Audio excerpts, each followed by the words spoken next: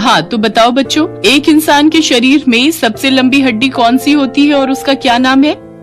Kanika ma'am इस सरकारी school की बायोलॉजी टीचर है। उसने जो सवाल पूछा था, सारे बच्चे उसका जवाब याद करने में लग गए। तभी उनकी नजर क्लास में लास्ट बेंच पर बैठी एक बच्ची पर पड़ी जो अपना सिर खुजला रही थी, और उसने काफी देर बाद आंसर बताने के लिए अपना हाथ उठाया। अरे वाह गरिमा, तुम्हें आंसर पता है? जी हाँ मैडम। तो बताओ फिर। मैडम जी, वो हमारे शरीर की जांघ की हड्डी सबसे लंबी होती है। अरे वाह, शाबाश। और उसे क्या कहते हैं? मैडम जी, उसे फीमर कहते हैं। वेरी गुड गरिमा। सारे बच्चे सोचते रह गए और तुमने सिर खुजलाकर एकदम सही जवाब दे दिया। कनिका मैम की बात सुनकर वहाँ मौजूद सारे बच्चे हंसने लगे और उनकी हंसी सुनकर गरिमा उदास हो गई। कनिका मैम को समझ ही नहीं आया कि उन्होंने ऐसा क्या कह दिया कि सारे बच्चे हंसने लगे और गरिमा मायूस हो गई। फिर अगले दिन, बच्चों आज का सवाल है कि एक स्वस्थ इंसान का दिल 1 मिनट में कितनी बार धड़कता है? बच्चे फिर से जवाब याद करने की कोशिश करने लगे कि तभी गरिमा ने सिर खुजलाते हुए हाथ खड़ा किया। अरे वाह गरिमा, फिर से शाबाश। बताओ उत्तर क्या है? मैडम, 60 से लेकर 100 बार तक। वेरी गुड गरिमा, तुम्हारा दिमाग तो बहुत तेज दौड़ता है। कनिका मैम के मुंह से अपनी तारीफ सुनकर गरिमा बहुत खुश हुई, पर तभी किसी शरारती बच्चे ने कहा, हाँ, इसका दिमाग बहुत तेज दौड़ता है क्योंकि इसके सिर में जुएं भी तो उतनी तेजी से दौड़ती हैं। उस बच्चे की बात सुनकर फिर से क्लास के सारे बच्चे हंसने लगे। अब की बार कनिका मैम ने भी ये बात सुन ली थी। उन्होंने उस शरारती बच्चे को बहुत डांट लगाई और फिर उन्होंने गरिमा की तरफ देखा जो लगातार रोई जा रही थी, तो उन्होंने जाकर उसे समझाकर चुप करा दिया। फिर कुछ दिन बाद स्कूल में परीक्षाएं हुई, लेकिन गरिमा जो क्लास में सारे सवालों के जवाब सही देती थी, वो 100 में सिर्फ 40 नंबर ही ला पाई। उसके नंबरों को देखकर कनिका मैम हैरान थी, तो उन्होंने गरिमा को अपने पास बुलाया। गरिमा, ये क्या है बच्चे? तुम्हें तो हर सवाल का जवाब पता होता था, फिर परीक्षा में क्या हुआ, इतने कम नंबर? सॉरी मैडम, आगे से ऐसा नहीं होगा। देखो तुम रो मत, मुझे बताओ क्या दिक्कत है? तुमने पढ़ाई नहीं की थी क्या? मैडम जी, पढ़ाई तो बहुत की थी, मुझे पढ़ना भी पसंद है, लेकिन क्या? मैडम, मुझे ये जुए पढ़ने नहीं देती। मेरे सिर में बहुत सारी जुए हैं, इसी वजह से मैं सारा दिन अपना सिर खुजलाती रहती हूँ, और जुओं की वजह से ही कोई बच्चा मुझसे बात नहीं करता है और न ही कोई मेरे साथ बैठता है। सारा दिन वो लोग मेरा मजाक उड़ाते रहते हैं। गरिमा की बात सुनकर कनिका मैम ने पहली बार उसके सिर को ध्यान से देखा, तो उन्होंने भी महसूस किया कि वाकई गरिमा के सिर में बहुत सारी जुएं थी और साफ साफ दिखाई दे रही थी। तुम परेशान मत हो बेटा, सब ठीक हो जाएगा। तुम अपनी पढ़ाई पर ध्यान लगाओ, और हाँ, कल अपने मम्मी पापा को अपने साथ यहाँ स्कूल लेकर आना। ठीक है मैडम जी। अगले दिन गरिमा अपने माता पिता को स्कूल लेकर आई। नमस्ते मैडम जी। नमस्ते जी, मैंने आप दोनों को गरिमा के बारे में कुछ बात करने के लिए बुलाया है। देखिए, आपकी बेटी पढ़ने में बहुत होशियार है, लेकिन फिर भी उसकी सारी मेहनत बेकार हो जाती है। वो बस जैसे तैसे पास ही हो रही है। जी हाँ मैडम जी, गरिमा ने बताया हमें, वो बेचारी अपने सिर के जुओं से बहुत परेशान है।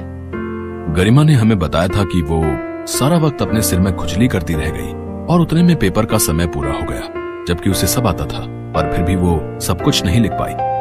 हाँ, तो यही तो मैं आप दोनों से कहना चाहती हूँ कि गरिमा को अपने सिर की सफाई रखनी चाहिए और आप दोनों को इस बात पर ध्यान देना चाहिए। नहीं मैडम जी, बात वो नहीं है। वो अपना सिर साफ रखती है, रोज नहाती भी है, पर जुएं उसके सिर से जाते ही नहीं।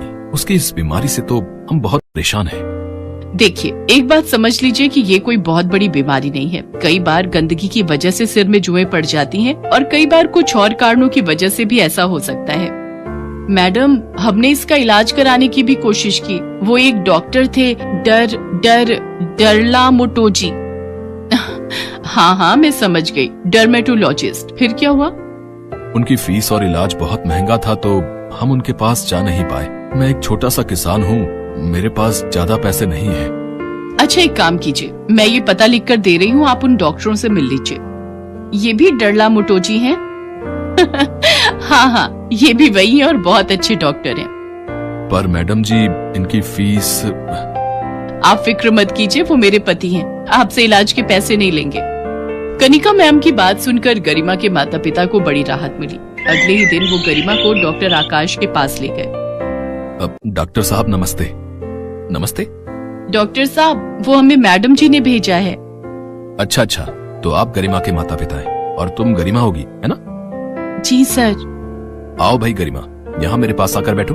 देखें तुम्हारे सिर की क्या हालत है। डॉक्टर आकाश ने गरिमा का सिर पकड़कर उसे अच्छे से देखा और फिर देखिए, ये गंदगी की वजह से नहीं है, बस थोड़ा सा इन्फेक्शन है। ये जुएं आम शैम्पू या घरेलू नुस्खों से नहीं जाएंगे। अब तो फिर डॉक्टर साहब, क्या इसका कोई इलाज नहीं है? अरे घबराइए नहीं, ऐसा कुछ नहीं है। मैं कुछ दवाई और लोशन लिख कर दे रहा हूँ, बाहर स्टोर से ले लीजिए। और हाँ, उन्हें कह देना कि मैंने भेजा है, तो वो आपसे पैसे कम लेंगे।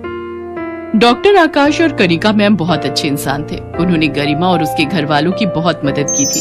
अब गरिमा वक्त पर आकाश की लिखी दवाइयाँ खाती और सर में लोशन लगाती। कुछ दिन बाद उसके सिर से जुएं जड़ से गायब हो गए और फिर कई दिनों के बाद, नमस्ते मैडम जी। नमस्ते गरिमा, कैसी हो? अरे वाह, तुम्हारे बाल तो बहुत ही प्यारे लग रहे हैं। हाँ जी मैडम जी, और देखिए ना, अब मेरे सिर में एक भी जू नहीं है। डॉक्टर साहब ने और उनकी दवाइयों ने तो कमाल ही कर दिया।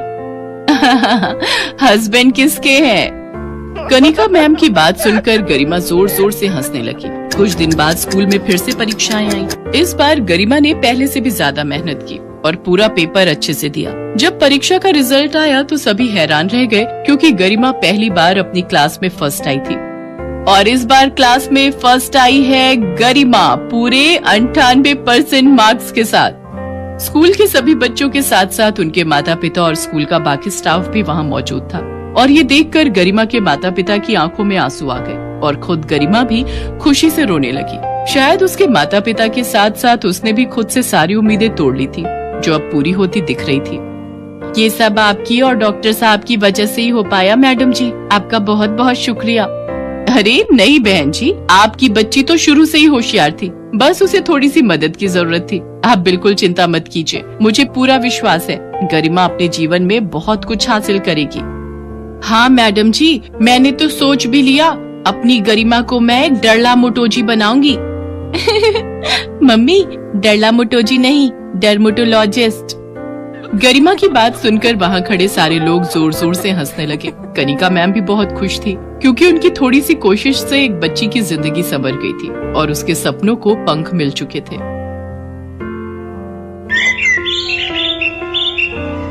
पारुल 10 साल की एक बहुत ही मासूम लड़की थी। उसके सिर पर बाल नहीं उगते थे, इस कारण वो गंजी थी। आस पड़ोस, रिश्तेदार और स्कूल में सब पारुल को गंजी या फिर टकली कहकर बुलाते थे। कभी कभी इस बात से पारुल बहुत दुखी हो जाती थी। ये देख पूजा, मेरी मम्मी मेरे लिए कल मार्केट से न्यू हेयर पिन लेकर आई है। अरे शीतल, ये हेयर पिन तो बहुत सुंदर है, मुझे ऐसी पिन्स मंगवा देगी? हाँ हाँ, क्यों नहीं। अरे संभाल कर, देखा जमीन पर गिरा दी। ओ गंजी, इधर आ। हाँ आती हूँ। ये हेयर पिन्स उठा कर दे। Thank you. अच्छा, तुझे चाहिए तो तेरे लिए भी एक सेट मंगवा दूंगी। नहीं, मुझे नहीं चाहिए। तू भी पागल है शीतल, ये गंजी अपने सिर पर हेयर पिन्स कैसे लगाएगी? ये तो गंजी है, गंजी। अरे मैं तो भूल ही गई थी, ये तो गंजी खोपड़ी है।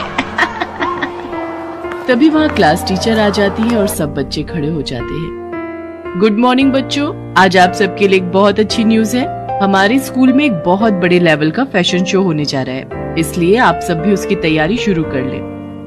वाओ, फैशन शो, फिर तो मैं ही सबसे सुंदर दिखूंगी। यार शीतल, तू तो बहुत घमंडी है, हम भी तो सुंदर लग सकते हैं, तू अपने बारे में क्यों सोचती है? ये बात तेरी अच्छी नहीं है। अरे नहीं नहीं, मेरा वो मतलब नहीं था, तुम सब भी सुंदर बन जाना। पर मैं एक रिच फैमिली से बिलोंग करती हूँ, तो मेरे मॉम डैड तो मेरे लिए महंगी ड्रेस खरीद ही देंगे। तेरे मम्मी पापा तो जॉब करते हैं ना, तो तेरे लिए इतनी महंगी ड्रेस नहीं खरीद पाएंगे। और मेरे तो बाल भी कितने लंबे और सुंदर हैं, मैं तो अपने बालों में पार्लर से कोई भी अच्छा सा स्टाइल बनवा सकती हूँ। तुम लोगों के बाल भी बहुत छोटे छोटे हैं, बिल्कुल उस गंजी पारुल की तरह। शीतल की बातों को सुनकर पूजा गुस्से में आ जाती है, पर वो उस वक्त उसे कुछ नहीं कहती। पारुल रोती हुई घर जाती है। पता नहीं कैसे स्कूल में मेरी बच्ची का एडमिशन करवा दिया, सारे बच्चे इसका मजाक उड़ाते हैं, कब तक सहन करेगी? बड़ी मुश्किल से तो ये स्कूल मिला है, हमारे बजट में भी है, और फिर बच्चे हैं, बच्चों की तो आदत ही होती है एक दूसरे का मजाक उड़ाने की। पारुल बिटिया, हमें कभी भी किसी की बात का बुरा नहीं मानना चाहिए। अगर हम ऐसे ही हर किसी की बात का बुरा मानने लगे तो जीवन काटना बहुत मुश्किल हो जाएगा बच्चे। अगले दिन पारुल स्कूल के लिए निकली, पर आज वो जिस रास्ते से जाती थी उस रास्ते से ना जाकर दूसरे रास्ते से स्कूल की तरफ चली जाती है। पर वो मन ही मन सोच में थी, पता नहीं स्कूल जाने का बिल्कुल भी मन नहीं हो रहा। मेरे साथ ऐसा क्यों हुआ? मेरे सिर पर बाल क्यों नहीं है? अगर मेरे सिर पर भी बाल होते तो मैं कितनी सुंदर लगती, फिर मेरा भी कोई मजाक नहीं उड़ाता। तभी पारुल को किसी के बुलाने की आवाज आती है। कोई बचाओ, मैं इस गड्ढे में गिर गई हूँ, मेरी मदद करो। अरे आप कौन हो? रुको मैं आपको बाहर निकालती हूँ। इन्हें बचाने के लिए तो मुझे रस्सी की जरूरत पड़ेगी। अब क्या करूँ? वो एक रस्सी पड़ी हुई दिखाई दे रही है। किसी तरह पारुल उस रस्सी की सहायता से एक औरत को गड्ढे से बाहर निकालती है। तुम्हारा बहुत बहुत शुक्रिया बहादुर लड़की, तुमने मुझे गड्ढे से निकालकर मेरी जान बचाई। कोई बात नहीं, आप मुसीबत में थी और मेरी मम्मी कहती है कि मुसीबत में हमें सबकी सहायता करनी चाहिए। पर आप इस गड्ढे में कैसे गिरी? मेरा नाम सोफिया है, मैं एक जादूगरनी हूँ। मैं कल रात जब अपने घर वापस जा रही थी तो रात के अंधेरे में मुझे ये गड्ढा दिखाई नहीं दिया और मैं इस गड्ढे में गिर गई। अगर आप जादूगरनी हो तो आप इस गड्ढे से बाहर क्यों नहीं आ सके? क्योंकि मेरा जादू सिर्फ दूसरों पर काम करता है, मैं अपने ऊपर अपने जादू का उपयोग नहीं कर सकती। तुमने मेरी सहायता की है, बताओ मैं तुम्हारी क्या मदद कर सकती हूँ? तुम्हें अगर मुझसे कुछ चाहिए तो मैं जादू से तुम्हें वो दे सकती हूँ। क्या आप जादू से कुछ भी दे सकती हो? हाँ बिल्कुल, तुम मुझसे जो भी मांगोगी और मेरे बस में होगा तो मैं अवश्य दूंगी। क्या आप मेरे सिर पर बाल उगा सकते हो? सब मुझे गंजी कहकर बहुत चिढ़ाते हैं। मेरे स्कूल में फैशन शो होने वाला है। बस इतनी सी बात, अभी लो। जादूगरनी छड़ी घुमाए, सिर पर लंबे बाल आ जाए। और देखते ही देखते पारुल के सिर पर लंबे और सुंदर बाल आ जाते हैं। अब वो गंजी नहीं थी। पारुल, तुम्हारे सिर पर असली बाल है, ये बात किसी को मत बताना। जब समय आएगा तो सबको खुद पता चल जाएगा। अभी तुम सबसे यही कहना कि तुमने बालों के लिए एक विग खरीदा है। अब तुम स्कूल जाओ और कभी भी मेरी जरूरत हो तो 3 बार मुझे आवाज लगाना, मैं तुम्हारे सामने आ जाऊंगी। थैंक यू जादूगरनी आंटी, आप बहुत अच्छी हो। पारुल के सिर पर बाल आ जाते हैं और वो बहुत खुश होती है। उसके बाद वो स्कूल जाती है और सबको यही कहती है कि उसने बालों में विग लगवाई है। इस पर सब बच्चे हंसने लगते हैं।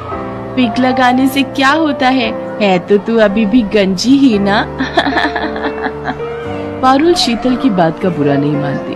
पारुल घर जाकर अपने मम्मी पापा को सारी सच्चाई बता देती है। कुछ दिन बाद फैशन शो था और वो बहुत सुंदर तैयार होकर फैशन शो के लिए स्कूल जाती है। शीतल ने भी महंगी ड्रेस और महंगा हेयर स्टाइल करवाया था। पूजा के मन में शीतल के लिए नफरत थी। पूजा उससे अपने अपमान का बदला लेना चाहती थी। शीतल बहुत घमंड करती है ना अपने बालों पर। आज मैं उसके बालों में ये गोंद चिपकाकर उसके सारे बाल खराब कर दूंगी ताकि वो फैशन शो में भाग ही न ले पाए। शीतल, तेरे बाल तो बहुत सुंदर लग रहे हैं, पर बालों में जो ऊपर पिन लगी हुई है ना, मैं उसको ठीक कर दूं? लग रहा है वो नीचे गिरने वाली है। कहाँ गिर रही है? जरा ठीक से लगा दे। पूजा जानबूझकर अपने हाथों में पकड़ी हुई गोंद की डिब्बी शीतल के बालों में गिरा देती है। ओह सॉरी शीतल, मेरे हाथ में तो गोंद की शीशी थी, तुम्हारे सारे बालों में गिर गई है। मुझसे गलती हो गई, मैंने ये जानबूझकर नहीं किया। पूजा, थोड़ी देर में फैशन शो स्टार्ट होने वाला है, तुमने मेरे सारे बाल खराब कर दिए। मेरे सारे बाल चिपक गए हैं, देखो मैं कितनी गंदी लग रही हूँ। अब मैं क्या करूँगी? शीतल रोने लगती है। सब बच्चे फैशन शो के लिए नीचे हॉल में पहुँच जाते हैं। शीतल क्लास में बिल्कुल अकेली बैठी थी। तभी पारुल वहाँ आ जाती है। उसे सारी बात पता चलती है। तुम चिंता मत करो, मैं अभी जादूगरनी आंटी को बुलाती हूँ, वो तुम्हारे बाल बिल्कुल ठीक कर देंगी। पारुल जादूगरनी को आवाज लगाती है और वो वहाँ आ जाती है। पारुल, शीतल ने तो हमेशा तुम्हारा मजाक उड़ाया है, फिर भी तुम इसकी मदद करना चाहती हो, पर इसके लिए एक शर्त है। अगर मैं शीतल के बाल ठीक करूंगी तो बदले में तुम्हें फिर से गंजा होना पड़ेगा। जादूगरनी आंटी, कोई बात नहीं, आप मुझे फिर से गंजा कर दो, पर मेरी दोस्त के बाल ठीक कर दो। शीतल पारुल की सारी बातें सुन रही थी। इसका मतलब पारुल के बाल असली हैं? इसने विग नहीं पहना? मैंने पारुल से कितनी नफरत की, उसका कितना मजाक उड़ाया, पर ये मेरे लिए फिर से गंजी होने को तैयार है। सचमुच मैं कितनी बुरी हूँ। पारुल कितनी अच्छी है। जादूगरनी आंटी, आप ऐसा कुछ मत करना। आप पारुल को फिर से गंजा मत करो। मैं फैशन शो में हिस्सा नहीं लूंगी। आप मेरे बाल ऐसे ही रहने दो। चिंता मत करो शीतल, मैं तो पारुल की परीक्षा ले रही थी। मैं ऐसा कुछ नहीं करूंगी। मैं तुम्हें सीख देना चाहती थी, कभी भी किसी से ईर्ष्या मत करना। ईर्ष्या करना बुरी बात है। पारुल, तुम सचमुच बहुत संस्कारी बच्ची हो। तुम्हारे माता पिता ने तुम्हें बहुत अच्छे संस्कार दिए हैं, इसलिए मैं तुम्हारे कहने पर शीतल के बाल ठीक कर देती हूँ। जादूगरनी शीतल के बाल ठीक कर देती है। मुझे माफ कर दो पारुल, मैंने हमेशा तुम्हारा मजाक उड़ाया।